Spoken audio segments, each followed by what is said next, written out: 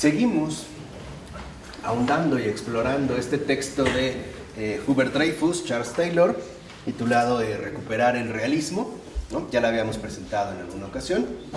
Y la última vez que tocamos este tema, habíamos visto la distinción fundamental que se establece en este texto entre la opción minimalista, ¿no?, que se conforma con lo menos, por lo tanto con lo irrelevante, con lo superficial, y por otra parte lo maximalista, que es justo, ¿no?, la alternativa que nos están sugiriendo a través de esta propuesta que consiste en recuperar el realismo.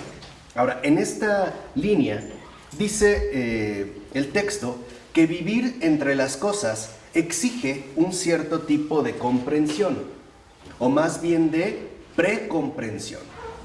Esta es, digamos, ya una afirmación fundamental. En pocas palabras, vivir, ¿no?, entre las cosas o vivir en el mundo, ¿no?, si utilizamos esta expresión, vivir en el mundo,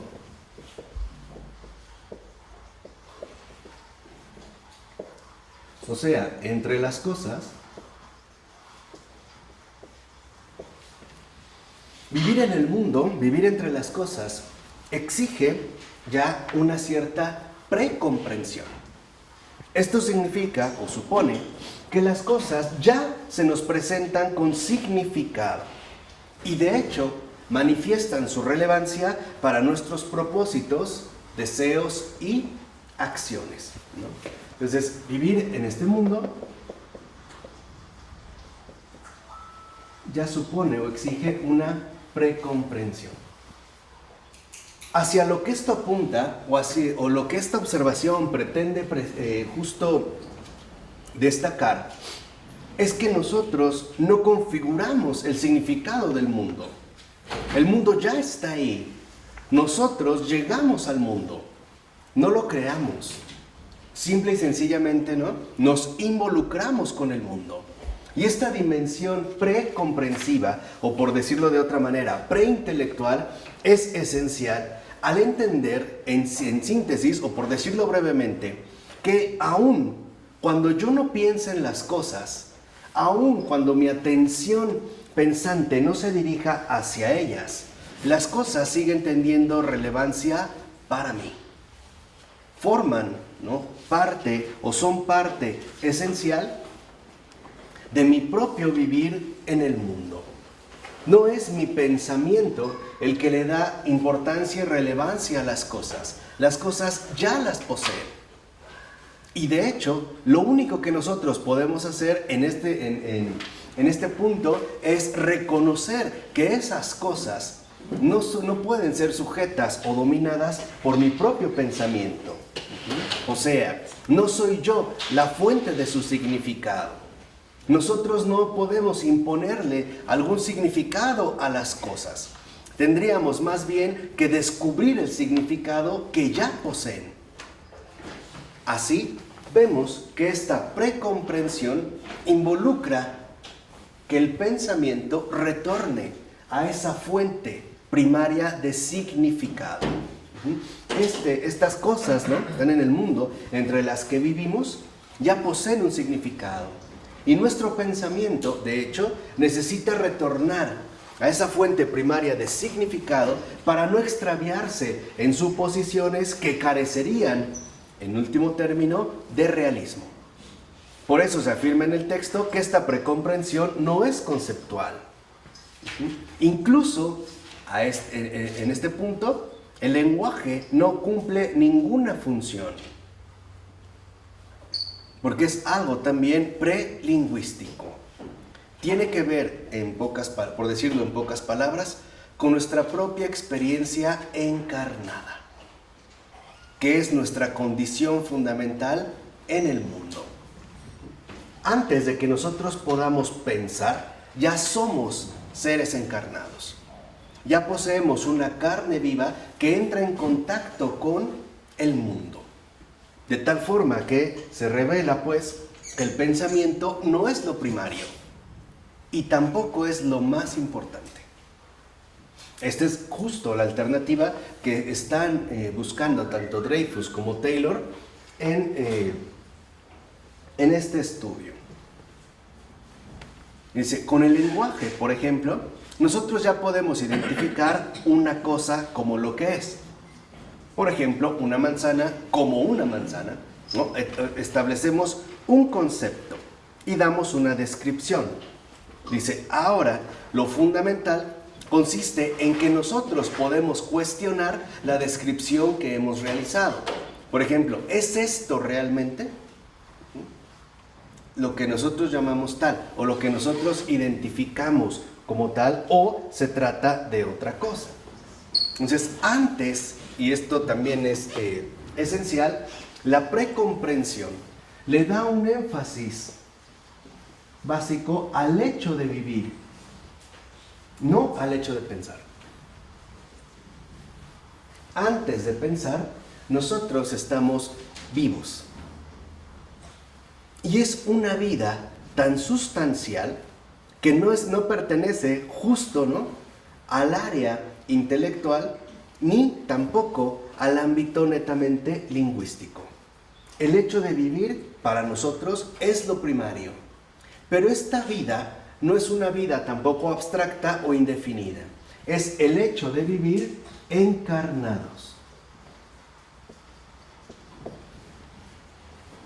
El adquirir una carne que nos vincula precisamente con el vivir en el mundo, con el entrar en esa relación estrecha con las demás cosas que conforman ya la realidad existente. Esto, aunque no parezca a primera vista, tiene unas implicaciones muy importantes. Mencionemos de pasada la cuestión del aborto. Mucha gente considera que el aborto puede ser permitido o aprobado porque no se trata todavía de un ser pensante. Por eso, dicen que es por ejemplo, al inicio, un montón de células, ¿no?, que no tienen forma ni nada. No es un montón de células, es ya un hecho. Es el hecho de vivir humanamente encarnado. Ese es nuestro principio. De tal forma que entonces lo que realmente nos dignifica, lo que realmente a nosotros nos hace poseer o ser poseedores de esta dignidad fundamental, no es el mero hecho de pensar o el acto de pensar, es el hecho de estar encarnados, lo cual se va a vincular con nuestra propia realidad corporal. Tan es así que lo primero que se forma en nosotros es un cuerpo. Así comenzó nuestro hecho de vivir. Ya después tendremos que desarrollar también la capacidad de pensar, pero en principio no es así. Y esto es algo fundamental que no podemos obviar. Ese es este ámbito de precomprensión, que incluso es, como menciona el texto, algo prelingüístico. Se trata de poner énfasis en este hecho de vivir encarnados, que después nos lleva a un afrontamiento cotidiano, ¿no?, a una experiencia, lo que nosotros podemos llamar experiencia de vida, que no ha sido precisamente, ¿no?, articulada en términos de pensamiento. De hecho, lo que defiende tanto Dreyfus como Taylor es que se trata de una fenomenología del contacto. Nosotros, antes de pensar, ya estamos en contacto. Ya hemos entrado a formar parte de este contacto con la realidad existente. Y es este contacto, dirán, ¿no?, este hecho de vivir, ¿no?, este contacto, lo que nos aporta a nosotros una acción experta.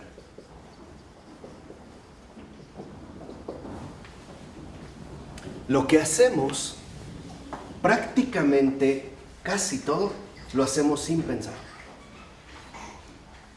Nos movemos con gran familiaridad dentro de este acontecer que podemos denominar vivir en el mundo, en el vivir entre las cosas. Así podemos darnos cuenta entonces que el pensamiento nos es fundamental, sí, pero bajo ciertas circunstancias. El pensar, en este caso, no es lo primario en nuestra propia experiencia humanamente encarnada. No es, pues, ni lo más importante, ni lo más fundamental. Esto puede chocar contra esta tradición, ¿no?, que en Occidente tanto ha enfatizado en insistir que somos ante todo seres racionales, ¿no?, que lo único que nos hace diferentes, por ejemplo, de los animales es el hecho de ser pensantes, o como les gusta decir, racionales. Pero si seguimos esta línea y nosotros verdaderamente glorificamos el pensar o el pensar por el pensar, ocurre que terminamos despreciando este hecho de vivir concreto, o sea, el cuerpo, por ejemplo, en el caso del ser humano, o bien la materia. Se busca una alternativa básicamente desencarnada. Y esta situación que ahorita menciono de pasada ha sido llevada de alguna forma, ¿no?, hacia su extremo más evidente en estos momentos a partir de promover la inmaterialidad de todas las cosas, que va en contra del propio realismo. Y esto es algo que hay que también que comentar y por lo menos poner al descubierto, ¿no?, traerlo a colación dentro de nuestras discusiones contemporáneas e incluso como un tema fundamental para el campo de la filosofía, por no decir ya de la teología, o más aún para el ámbito concreto de la experiencia creyente. ¿Qué sucede? ¿En qué consiste la gran tentación gnóstica? Precisamente en glorificar la actividad intelectual del ser humano, el pensamiento, y por ende, ¿no?, despreciar todo aquello que tiene que ver con la realidad concreta y material de las cosas, incluido el propio ser pensante. En este caso, ¿no?, el propio ser humano. Para el gnosticismo, y esta es su tendencia, todo depende, ¿eh? Para el gnosticismo, los gnósticos, es una corriente neoplatónica, pagana. Para los gnósticos, lo fundamental es que nosotros logremos elevarnos cada vez más a intelectos puros. O sea, que logremos elevarnos, por eso también tienen una gran influencia, por lo menos neoplatónica, que logramos o que alcancemos a elevarnos a la altura fundamental de las puras ideas. Pero la realidad no es así. La realidad no está hecha de ideas. La realidad está hecha de cosas. Y de cosas concretas. De cosas materiales. O, si lo quieren ver de esta manera, de cosas físicas. Esta es la contraposición que establece una teoría del contacto. Nos recuerda o nos invita a retomar de nuevo el peso de la realidad, o sea, en su propia concreción material. Por ejemplo, el darnos cuenta que lo importante no es la idea que yo tengo acerca de tal cosa o tal persona, sino que pueda entrar en contacto genuino, en un contacto vivo, ¿no?, en un contacto de compromiso con esa realidad. Llámese como se llame, ¿no? Le llamaremos, por ejemplo, pobres con Crisóstomo o pacientes en el campo de la medicina. ¿Qué ocurrió? Y aquí tenemos a un doctor, me da gusto verte, ¿no? ¿Qué ocurrió, por ejemplo, en el campo de la medicina con el avance de las teorías médicas y el uso de las nuevas tecnologías? Se concentran en ideas que descuidan la realidad concreta hacia la cual, en primer lugar, tendrían que dirigir su atención, es decir, el paciente. De tal forma que en gran medida la medicina hoy tiende más bien a buscar curar enfermedades, no atender personas. Lo mismo ocurre en la educación, por ejemplo. Se tiene la idea de que la educación debe funcionar de cierta forma, pero ignora por completo la realidad concreta de las cosas, es decir, el realismo que nos aporta la existencia concreta, no solo de estas personas que podemos llamar alumnos, sino del mundo circundante en el cual todos nos movemos. O como decía San Pablo, ¿no?, en el mundo en el cual todos somos y nos movemos. Así, a lo que se nos invita es recuperar, pues, el peso de la realidad y no evaporarlo en una especie de situación abstracta o de planteamiento meramente ideal que para nada corresponde con la realidad de las cosas. No podemos sustentar nuestra experiencia humana fundamental en meras ideas. sino en contactos profundos con esa realidad que ya nos ha sido dada. Hoy la gente tiene muchas ideas acerca de todo, pero poca experiencia profunda de contacto. Por eso la gente habla de todo, opina de todo, pero sin un verdadero conocimiento.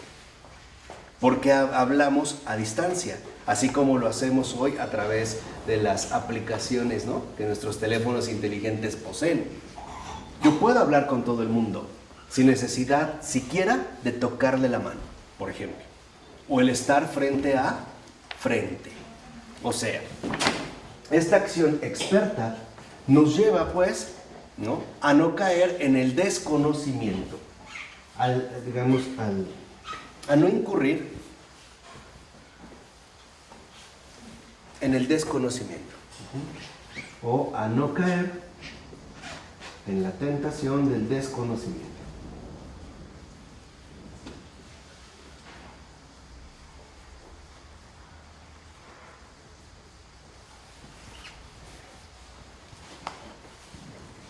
Hoy por lo regular, por ejemplo, si vemos en el mundo contemporáneo, cuando se hacen las supuestas encuestas, ¿no?, para ver qué dice la gente o qué opina la gente, sabemos que se trata de una estrategia de manipulación de la opinión.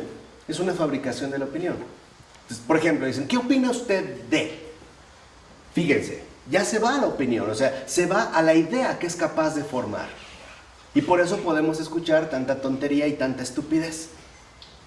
Pero nunca se le pregunta qué sabe de.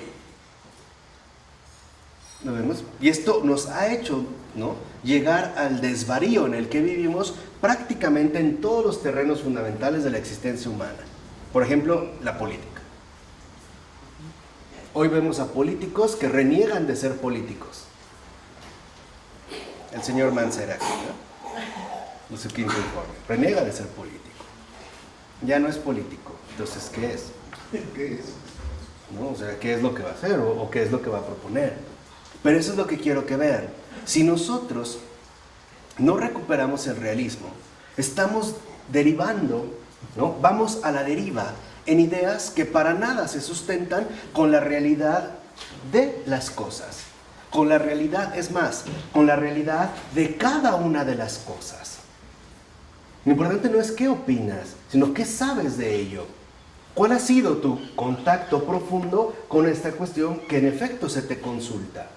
Por eso, en este sentido, cuando a alguien le decimos, no sabes lo que dices, lo que le estamos diciendo es que no tiene el contacto real y profundo con aquello de lo cual habla. Carece, en pocas palabras, de realismo. No tiene realismo lo que está afirmando, ¿no? Se convertiría, en pocas palabras, en un discurso meramente vacío.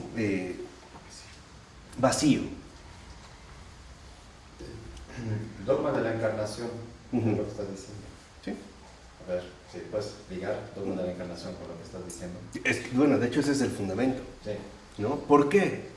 Porque hay que hablar de los dogmas, ¿no? Claro. Jesús no se encarnó sino para eso. Claro. No se encarnó por escoger a María, ¿no? Entonces, por algo mucho más, ¿no? Claro, o sea, el fundamento que está en juego aquí, pues, es la encarnación, que de hecho es la base de todo lo existente, ¿no? Lo vemos, por ejemplo, desde el Génesis, ¿no? Ahí se enuncia claro, Dios dijo y se hizo. Dios dijo y se hizo. Ahora, este se hizo, en realidad, estaba ya sustentado en un hecho más primordial.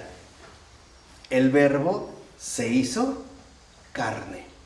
Dios no dice y envía. Dios mismo se asume como esta carne. O sea, en pocas palabras, como este fundamento palpable, real, genuino, auténtico, que no tiene que ver para nada con cuestiones abstractas o ajenas a nuestro propio acontecer.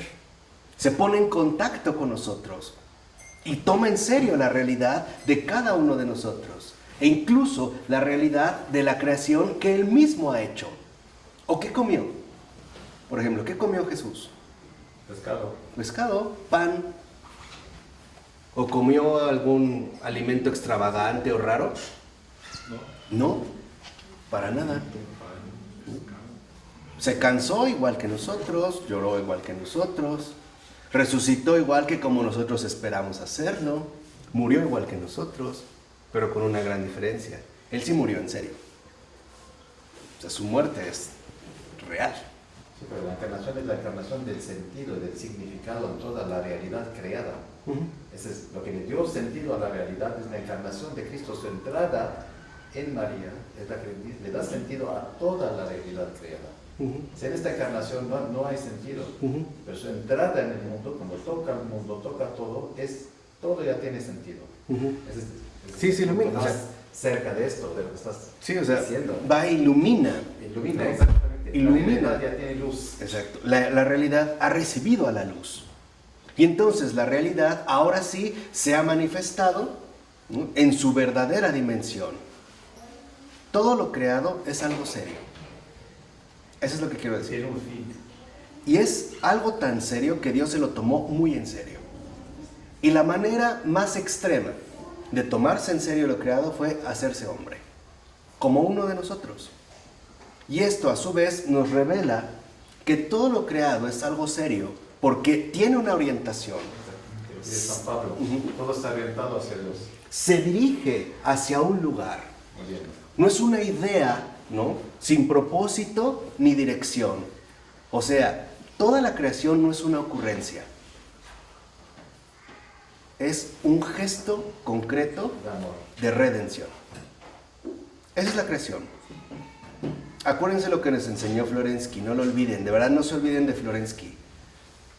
Antes de creación está la redención. Justo porque Jesús dijo sí, el Hijo dijo sí, es que hay creación. Por eso el materializarse la creación quiere decir que no se pierde, queda insertada dentro del horizonte redentor de el amor.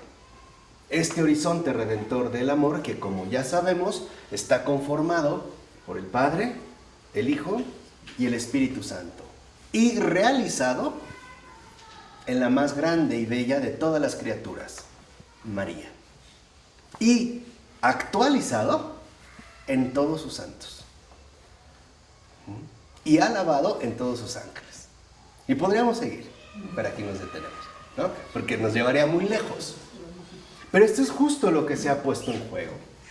La creación no es una broma, no es un espejismo, no es una virtualidad, sino que es algo serio. Sabiduría.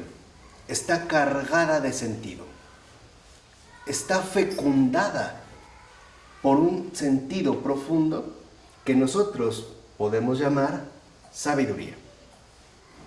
Y esta sabiduría lo que nos revela es el compromiso fundamental con aquello que está más allá de nuestra propia capacidad pensante. Por eso, esa acción experta es no caer en la tentación del desconocimiento, ni creer que lo conocemos todo, y menos aún que lo conocemos suficientemente bien. ¿Vale? De esta forma. Dice, así, esto es lo que nos convierte a nosotros en seres ciertamente privilegiados, pero no por la capacidad intelectual, sino por nuestra concreción carnal, o sea, por poseer una carne viva. Esto es lo que a nosotros, de hecho, nos vincula de manera profunda con la vida, no la idea, la experiencia encarnada que poseemos. Eso es lo que a nosotros, ¿no?, nos manifiesta como seres vivos, e incluso como seres humanamente vivos. De ahí, ¿no?, la importancia de no perder de vista la realidad de las cosas. Esta realidad que nos supera y que por otra parte también nos invita, ¿no?, a no descuidar, o sea, a no apartarnos de esa convocatoria hacia la cual la realidad siempre nos parece dirigir, ¿no? Así, dice Taylor, podemos distinguir dentro de esta fenomenología del contacto dos elementos diferenciados, ¿no?, dentro de esta oración experta, dos elementos diferenciados. El primero es que nuestro afrontamiento, nuestra experiencia encarnada es inmediato y regular. Es inmediato y regular. ¿Qué significa esto? Que, por ejemplo, nuestro afrontamiento, nuestro contacto, nuestra vinculación, ¿no?, con las cosas, lo comenzamos como bebés, de manera inmediata, ¿o no? ¿Ya? ¿Ya? Es más, desde el vientre materno. La concepción ya involucra esta acción inmediata, este vínculo inmediato. Ya estamos aquí, ya estamos en el mundo. Después es que utilizamos el lenguaje.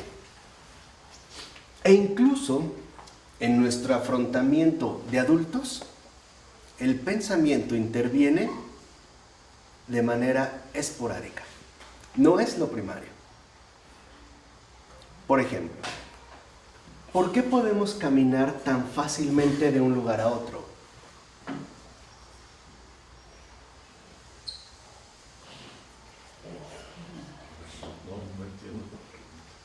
¿Por qué es que no podemos caminar tan fácil? Desplazarnos con 2 pies.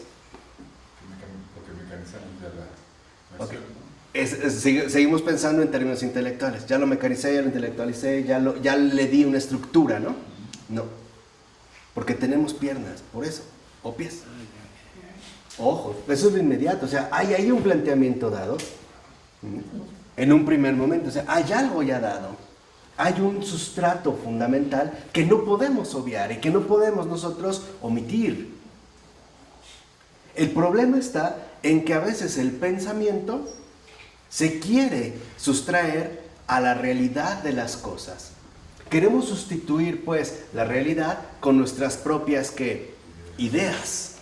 Estamos perfectamente bien diseñados por algo más. Ya, claro. Y este diseño fundamental está encarnado. No es algo que se evapora o algo intangible. Es algo, vuelvo a insistir, que se toca. Esto es lo que genera una vinculación profunda. Dice, además, el segundo rasgo es más profunda. ¿Por qué? Porque nosotros siempre vivimos bajo el amparo de un trasfondo dado. O sea, ninguno de nosotros creó el mundo, ni se creó a sí mismo. Ya hay un trasfondo que ciertamente nos sostiene. Dice, y es este trasfondo el que a nosotros nos permite, ¿no?, manifestarnos como lo que de hecho somos. De tal manera que previo a pensar está finalmente el vivir de manera concreta y encarnada. ¿Qué pasa en este punto? ¿Qué es lo que hace Jesús en sus parábolas, por ejemplo? ¿A qué apela? ¿A realidades desconocidas? al reino de los cielos. Y para hablar del reino de los cielos, ¿a qué acude? ¿Qué ejemplos da? ¿Qué toma? Semilla de mostaza. Grano de mostaza, Una levadura. una barca, ¿no? Campesino, o sea, lo creado. Nos habla de cosas que para nosotros no son perfectamente, ¿qué? Conocidas. En ningún momento habla de algo desconocido o tradición, o sea, toma para llegar a ello, ¿no? Situaciones que para nosotros no son ciertamente familiares, cotidianas. Entonces, este trasfondo no es más que una familiaridad con respecto al lugar al cual hemos llegado y al cual también, o en el cual también nosotros hemos quedado finalmente insertos. Esto implica que cuando Jesús, por ejemplo, menciona en sus parábolas las cosas más simples, con ello muestra que esas cosas más simples tienen un significado mucho mayor que el que humanamente le podemos dar. ¿O no les parece raro que alguien, para hablar de algo tan grande como el reino de los cielos, hable de cosas aparentemente tan insignificantes? Aparentemente tan banales o tan sencillas. Sus discursos no son oscuros, como los de algunos supuestos sabios o filósofos, o esos sabios y entendidos, ¿no?, de los que menciona Pablo. No son oscuros, ¿no? De hecho, podemos decir que son transparentes. tan transparentes que nos cuesta trabajo captar esa luminosidad, ¿no? Estaría más allá, pues, de nuestras propias capacidades de comprensión. Y aquí lo importante es que reconozcamos que nuestro pensamiento no es lo mejor que poseemos. ¿Se acuerdan que nos enseñó Teófanes el Recluso? Yo me acuerdo de Florensky, que el pensamiento tiene que bajar al corazón, es lo que dice Florensky. Tiene que bajar al corazón para llegar al entendimiento puro, ¿no? Al entendimiento verdadero, a la realidad de esta creación. Exactamente, a esa realidad creada. Por eso nosotros decimos que el pensamiento está en la cabeza, porque tiene que hacerse un esfuerzo de abajamiento, un esfuerzo de kenosis, de aquello que nos puede engrandecer, hacerlo ¿qué? Pequeño. Lo dijo Jesús. El que quiera ser el primero, que sea ¿qué? El último. Y el que quiera ser el más grande de todos, ¿qué? Que sea el más pequeño. Que sea el servidor de todos. El pensamiento siempre quiere ser el primero. Siempre quiere tener la delantera. Siempre quiere tener la primera y la última palabra. Siempre quiere adelantarse a todo. Y ahí no lo hemos entendido. Y es lo que Jesús nos dijo. Si este quiere ser el primero, que sea ¿qué? El último. ¿Y cómo va a lograr ser entonces el último? Dejando de hablar y guardando más bien silencio. Por eso nos creó Dios con el corazón más abajo y el pensamiento más arriba, para que baje. Claro, tiene que bajar. Y eso es lo que a nosotros nos cuesta. Siempre tendemos, ¿no?, a elevarnos con el pensamiento, o a creer que tenemos la razón, o peor aún, no solo que conozco la verdad, que yo soy la verdad, porque yo la he pensado, porque yo defino cómo son las cosas, e incluso cómo deben ser, o cómo podrían ser. Por eso se trata de abajar el pensamiento. Y esto es a lo que nos invitó precisamente San Teófanes el Recluso. ¿O no nos dijo que era importante, ¿no?, trabajar el pensamiento para que no se salga con las suyas? No darle una autoridad absoluta o rienda suelta, sino aprender a ponerle límites a través de una purificación constante y esforzada. Que se haga el último. De tal forma que entonces este contacto nos invita a darnos cuenta que lo primero no es pensar, sino reconocer. ¿Qué es reconocer? El reconocer involucra entrar en contacto con esta realidad creada, que de hecho me direcciona hacia el creador de esta realidad. El reconocer es captar, a ver, lo voy a decir de esta manera. El reconocer es captar y experimentar la caricia que Dios me da a través de las cosas, para llevarme a Él, para llamar, si lo quieren ver así, también mi atención. Lo fundamental es que en este reconocer yo pueda entonces permitir que la realidad me llene de significado. Que yo no sea el que impone significados, sino más bien el que los recibe. El que se deja, pues, acariciar por esta realidad creada. Así, del reconocer, entonces, lo segundo que sigue es el agradecer. Agradecer que algo existe, así como es, tal y como es. Que es muy bueno. Claro, tenemos que agradecer que algo existe y que está ahí, que aparte lo puedo tocar, lo puedo leer, o sea, tiene todos los adornos que a nosotros tanto nos cautivan, desde el aroma de una flor hasta el sabor de una fruta, por no hablar de los encantos de un hombre o una mujer, o la belleza de un animal. Y del agradecer, lo que sigue ahora es el resguardar.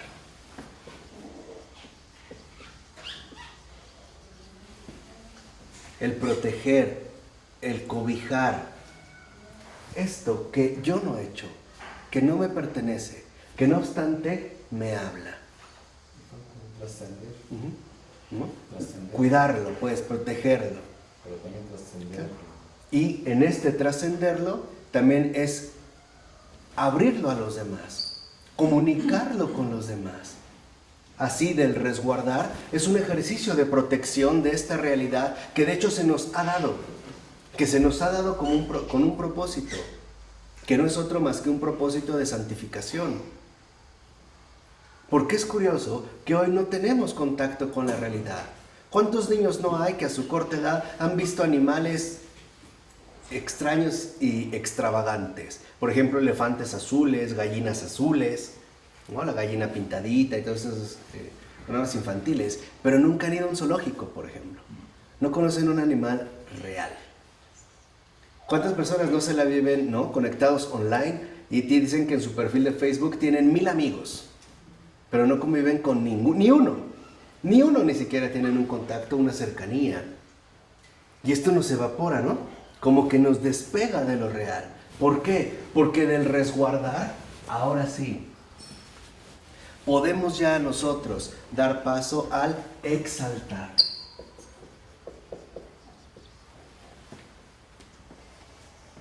Exaltar esto creado, exaltarlo, conocerlo y exaltarlo. Y al exaltarlo, bendecirlo. Y al bendecirlo, superarlo. De hecho, y esa es una expresión de Fabrice Ayash en uno de sus libros, ¿Qué es una familia?, me parece que lo resume muy bien para que se entienda la idea que estamos trabajando, y es la siguiente. Dice: para llegar al cielo, primero hay que pisar bien la tierra.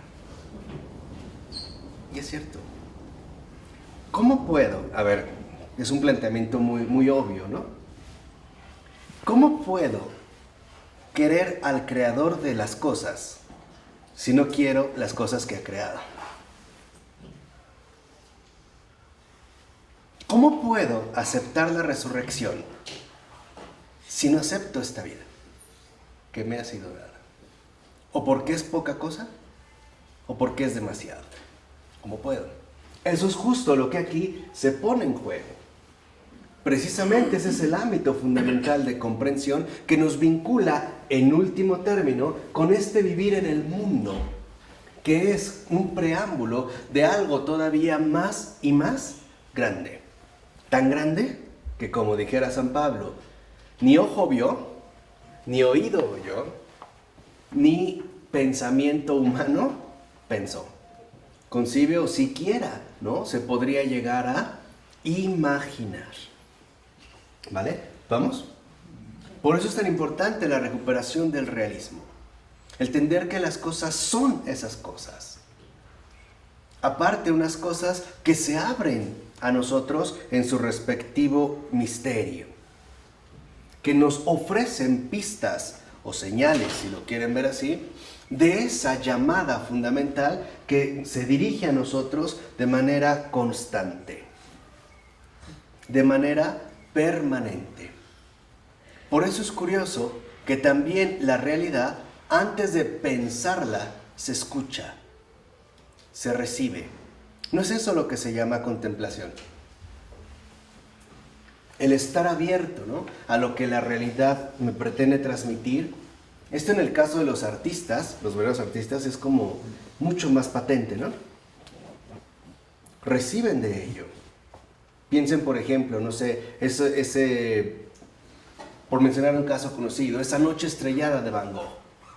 Tal vez no es su mejor obra, pero ahí lo que pesa, literalmente, ¿no?, lo que pesa es el cielo estrellado, que hay un cielo estrellado, cuya dinámica, cuyo baile, cuya danza, él ha logrado percibir. Y no solo lo ha logrado percibir, también lo ha logrado compartir con los demás. Hay una danza nocturna, que es justo un cielo estrellado. Veamos la diferencia. Si nosotros todos los días viéramos un anuncio espectacular luminoso de tal o cual marca, seguramente nos aburriría o hasta nos molestaría. Pero ¿quién de aquí se ha aburrido con un cielo estrellado? ¿Quién, por ejemplo, ha ido de vacaciones, se han visto un cielo estrellado, hermoso, y al siguiente día dijo, ay, es lo mismo, qué aburrido? ¿Quién? ¿Quién se ha aburrido de ver un horizonte marítimo, un atardecer en el mar, un paisaje montañoso, un desierto exótico? ¿Quién? La pregunta es, ¿por qué no? ¿Qué no se han dado cuenta que cuando nosotros tocamos o rozamos la contemplación, el pensamiento se calla? ¿Qué no alguien llega y de qué estás pensando? ¿Qué dices? Nada, exacto, nada. Nada. Porque el pensar no es lo primario. Ese es el esfuerzo que tenemos que hacer. Si el pensamiento está arriba en la cabeza, tiene que bajar. Tiene que bajar al corazón. Es más, como diría Beethoven, a las tripas también, al estómago. Te tiene que volver también un pensamiento estomacal. Tiene que bajar. Y esa es la tarea diaria que justo cada uno de nosotros tiene que hacer. Tiene que ejercitar. Es parte, ¿no?, de la rutina que se requiere para poder recuperar el realismo. Es parte, en pocas palabras, de mi encuentro, de mi recorrido a través del camino de la verdad. Por eso, contrariamente a lo que podemos suponer, no hay percepciones individuales e independientes. Pues cada quien ve lo suyo, ¿no? Como quiere sostener este relativismo barato de estos tiempos. No, pues tú lo ves rojo, yo lo veo azul y tal. No es cierto. La realidad es algo común y compartido para todos. Es esto lo que nos puede llevar a un acuerdo entre nosotros. De hecho, es la escapatoria que siempre tenemos, por ejemplo, para poder salir del error y enmendar incluso los extravíos en los que podemos incurrir de una u otra ¿qué? Manera. Se trata, en síntesis, de que nuestros acuerdos sean siempre a un nivel más profundo, no al nivel conflictivo de las ideas propias o de mis percepciones autónomas, sino de esas convicciones compartidas que forman parte de nuestro trasfondo sustancial. Esto es algo muy relevante que hoy en día se pasa por alto. No sé si se les ha hecho como muy elevada o muy filosófica, pero creo que es ya importante, ¿no?, subirle al nivel, es decir, ya tienen más oído. Pero es fundamental trabajar en este trasfondo de convicciones compartidas, donde los discursos que podemos ofrecer ya no es lo central. Ya no se trata de conflictos o luchas entre ideas, sino acuerdos profundos con respecto a esta realidad que en efecto se nos ofrece. Así, estamos llamados a saber. Y saber significa reconocer toda la riqueza de aportación que la realidad me ofrece de manera inmediata, íntima y profunda por mi propia constitución encarnada, por mi corporación, o sea, por el milagro de tener un cuerpo, que hoy también se devalúa. Cada vez queremos modelos perfectos que ya nada tienen que ver con un cuerpo.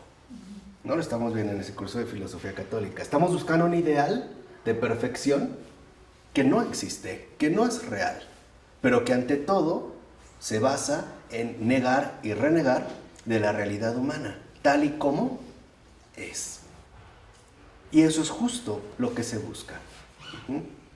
El propósito fundamental es desligarnos de la realidad para que no podamos encontrarnos con el que hizo esta ¿qué? Realidad. Y quedemos atrapados, encapsulados en esas virtualidades, ¿no?, que hoy parecen pulular en todos lados, en todas partes. Por eso quizá lo más fundamental es reconocer que el pensamiento no es, vuelvo a repetir, lo más importante, sino aquello que el pensamiento no puede dominar, que no puede acaparar. En síntesis, el misterio. El misterio. Eso es lo que hemos obviado. Hoy para nosotros todo tiene que estar científicamente explicado.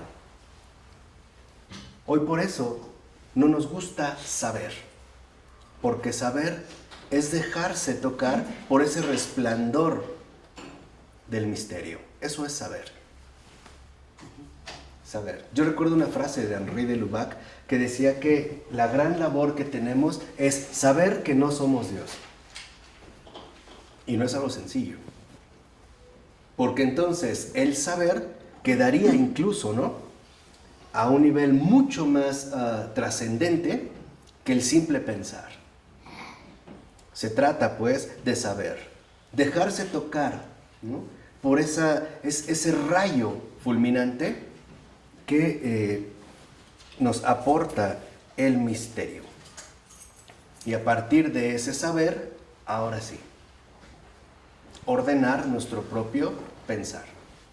O dicho de otra manera, se trata de ser sabios, no solo de ser pensantes. Se trata de dejarnos tocar, configurar por esa sabiduría que el pensamiento humano no es capaz ni de crear ni de soportar fácilmente. Se trata de superar tanto esa locura como ese escándalo que el pensamiento, ¿no?, siempre busca denunciar de una u otra manera. Por eso, la siguiente ocasión, en este tema, hablaremos de la comprobación de las creencias. Porque si lo ven, nos lleva más allá de las certezas intelectuales, a la comprobación de unas creencias cuyo sustento, precisamente, hacen posible el pensamiento. ¿De acuerdo? Gracias. En nombre del Padre, del Hijo y del Espíritu Santo.